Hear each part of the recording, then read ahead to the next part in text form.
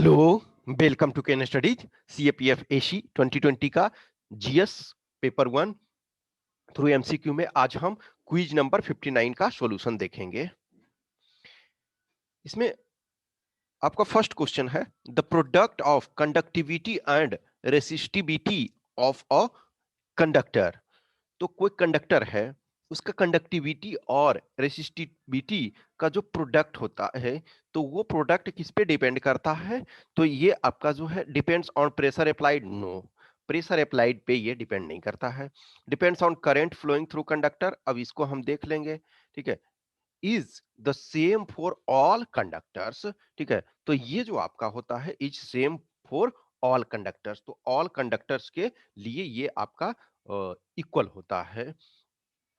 ये क्या है, देखो इन इन सेल्स, इसका कारण देखो क्या है कि जिसका कंडक्टिविटी ज्यादा होगा तो वो रेसिस्टिविटी कम होगा, जिसका रेसिस्टिविटी ज्यादा होगा तो उसका जो आपका होगा वो रेसिस्टिविटी ज्यादा होगा तो कंडक्टिविटी कम होगा, तो ये वाइस वर्सा होगा। तो is the same for all the conductors, तो इसका ए सही आंसर है। Next, which one of the following is not a part of nerves. जो आपका तंत्रिका सिस्टम है, जो नर्वस सिस्टम, नर्व है आपका, जो डिफरेंट बॉडी के डिफरेंट पार्ट में फैला हुआ है, तो कह रहा है कि कौन उसका पार्ट नहीं है। तो अब ये देखो साइंस का प्योर है, अब आप इस चीज को जानोगे तभी होगा। तो अक्ष तंतु एक्सोन्स है, कनेक्टिव टिश्यू है, स्वान सेल ये भी है, स्मूथ मसल्स, मसल्स जो हैं वो नर्व सिस्टम के ये पार्ट नहीं है। तो मसल्स जो एक तरह से हैं, ये आपके ये इसके पार्ट नहीं है, तो आपके डी आंसर हो जाएंगे। नेक्स्ट है which endocrine gland requires iodine to synthesise a particular hormone whose deficiency may cause goitre disease. तो देखो ग्वाइटर ऐसे भी यदि आप ये इसका छोड़ दो, यदि ग्वाइटर यदि देखे हो तो थायराइड ग्लैंड ऐसे ही हो जाएगा। नेक्स्ट है the principle of collective responsibility under parliamentary democracy implies that. Collective responsibility का मतलब होता है कि जो एक तरह से लोअर हाउसेस है, lower houses in the sense की आइदर लोकसभा या फिर विधानसभा, तो वो उसके कलेक्टिव रिस्पॉन्सिबिलिटी का मतलब होता a motion of no confidence can be moved in the council of minister as a whole as well as an individual minister. तो इंडिविजुअल मिनिस्टर नहीं, वो एज ए होल में ये कंसीडर होगा, तो वो एज ए होल आएगा, ठीक है। As a whole collective responsibility का मतलब है as a whole, not as a individual minister, ठीक है। तो ये आपका इसमें ये नहीं होगा। No person shall be nominated to the cabinet except on the advice of the prime minister. हाँ सही है, ये आपका जो है ये कलेक्टिव रिस्पॉन्सिबिलिटी में आता है कि इसका मतलब है कि प्राइम मिनिस्टर जिसको चाहेंगे, यानी देखो प्रॉब्लम क्या होता है कि कोई भी इंडिविजुअल मिनिस्टर है तो वो हो सकता है किसी चीज से डिसएग्री हो, तो डिसएग्री होगा, लेकिन वो अपना मीटिंग में बता सकता है कि ये रिजर्वेशन है, लेकिन हमारा, लेकिन यदि ये फाइनल कोई भी डिसीजन होता है तो प्राइम मिनिस्टर जो यानी कि कलेक्टिव जो रिस्पॉन्सिबिलिटी होता है वो कलेक्टिव उसके स्टैंड उसे लेना होता है, ठीक है। तो no person shall be retained as a member of the cabinet if the prime minister says that he shall be dismissed. हाँ तो यही होती है कि यदि एक का कुछ होता है तो ये सबको वो उसके लिए रिस्पॉन्सिबल होना पड़ता है, ठीक है। तो ये आपका बी और 2 और 3 होगा। नेक्स्ट आपका है consider the following statements. Forming a cooperative society is a fundamental rights in India. Yes, article आपका 19. Next, cooperative societies do not fall within the ambit of the RTI 2005. Yes, ये भी RTI के अंदर ये नहीं आता है, ये फंडामेंटल राइट के अंदर आता है आपका। तो ये बी और सी आपका दोनों सही है। Next, sorry 1 and 2, sorry 1 and 2 दोनों सही है। Next, consider the following statements concerning the initial phase of industrial revolution in England.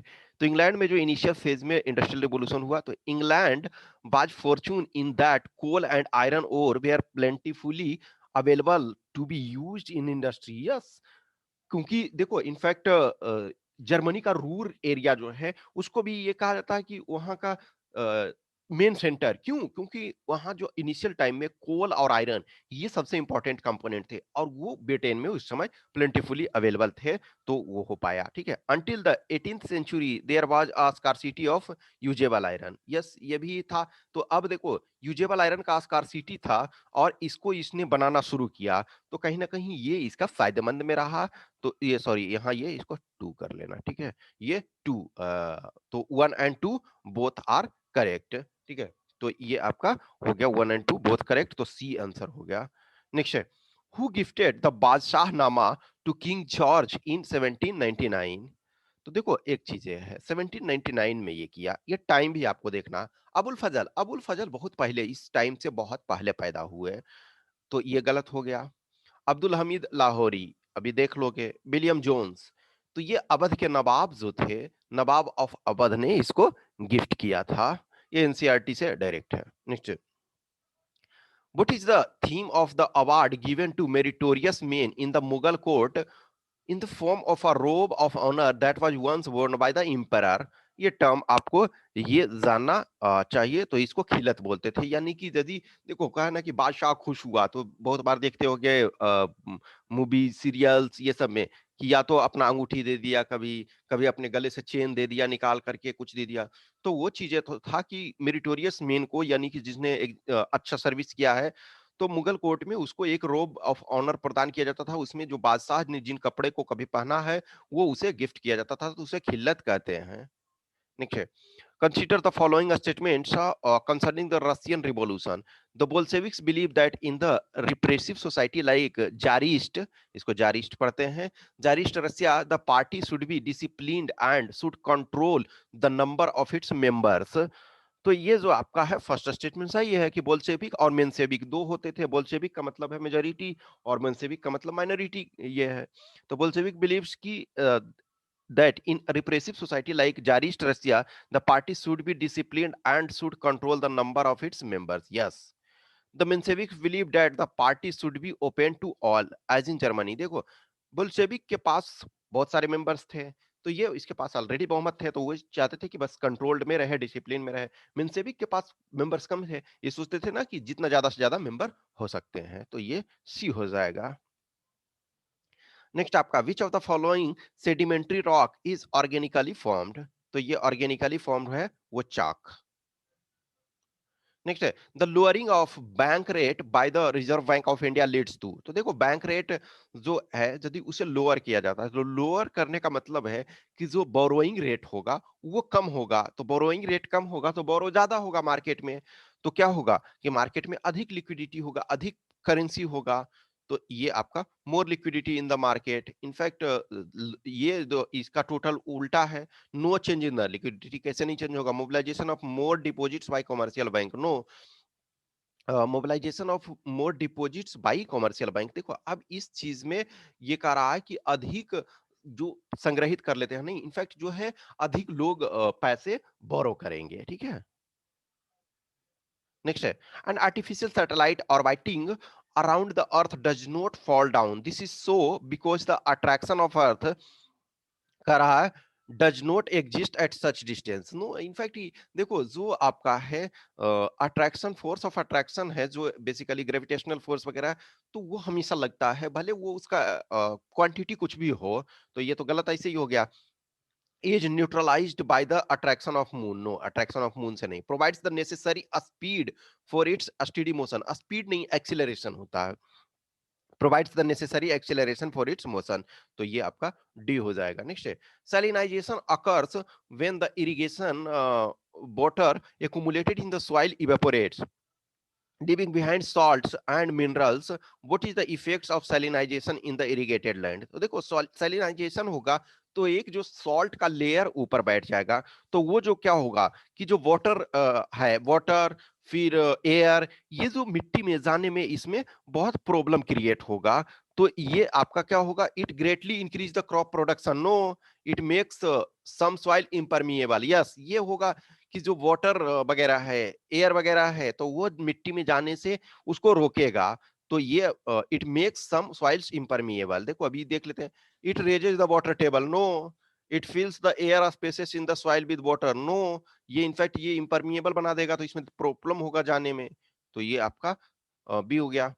Next आपका है regarding the International Monetary Fund which one of the following statements is correct. तो it can grant loans to any country. No, ये सबको नहीं देगा, ये जो member country हैं उनको लोन प्रोवाइड करता है। It can grant loans to only developed country. No, only developed कैसे करेगा, तो भारत को कैसे कर रहा है, पाकिस्तान को और अदर कंट्री को। It grants loan to only member countries, ठीक है। तो ये है, ये आपका जो मेंबर कंट्री है उन्हीं को सिर्फ ये। अब it can grant loans to the central bank of country. नहीं, ये सेंट्रल बैंक को ये नहीं करेगा, ये जो ये करता है ये बैलेंस ऑफ पेमेंट के लिए करता है, तो वो मेंबर कंट्री को करता है।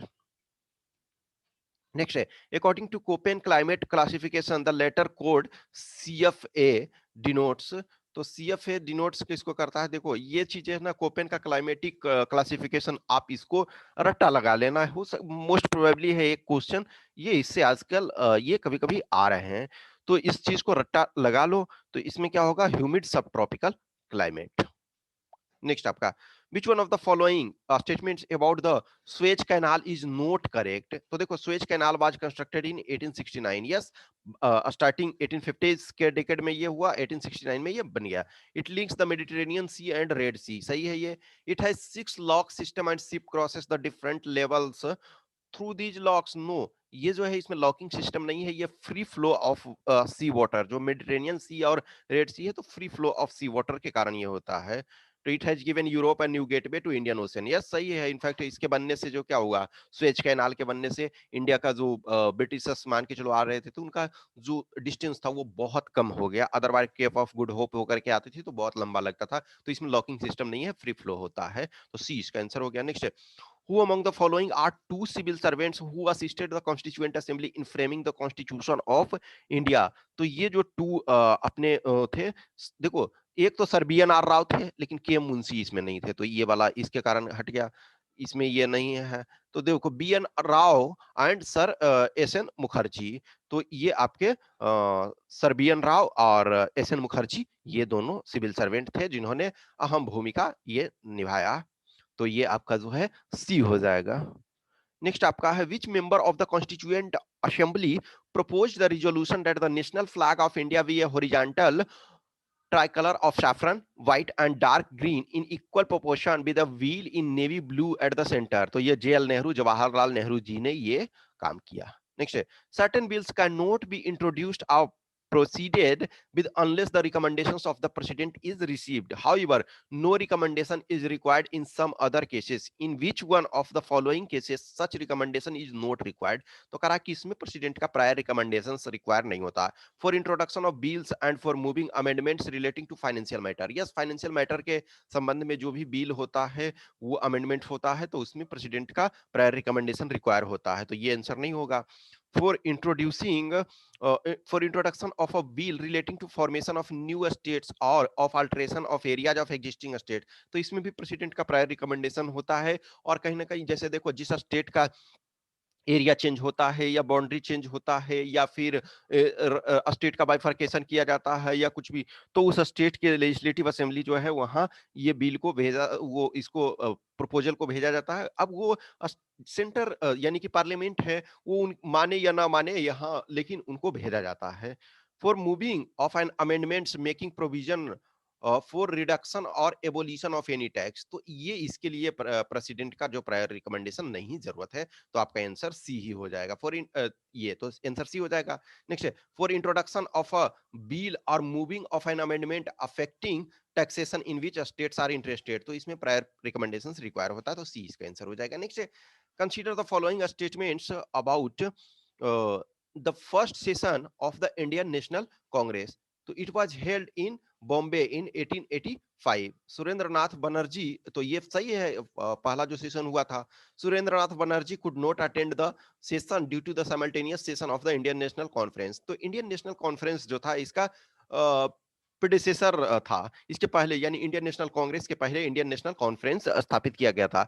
तो इसको जो है ये सुरेंद्रनाथ बनर्जी और आनंद मोहन बोस ने ये बनाया था। तो ये देखो 1885 में इसका साइमल्टेनियसली पैरेलल सेशन चल रहा था, लेकिन 1886 में ये इंडियन नेशनल कांग्रेस में मर्ज हो गया।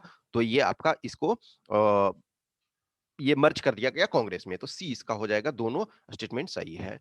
तो ये 20 क्वेश्चंस के आंसर की यहाँ दिए हुए हैं। I hope you enjoy this session. कुछ भी क्वेश्चंस क्यूरी है तो आप कमेंट कर सकते हो, आप हमें मैसेज कर सकते हो। Okay, thanks for watching this, have a nice day.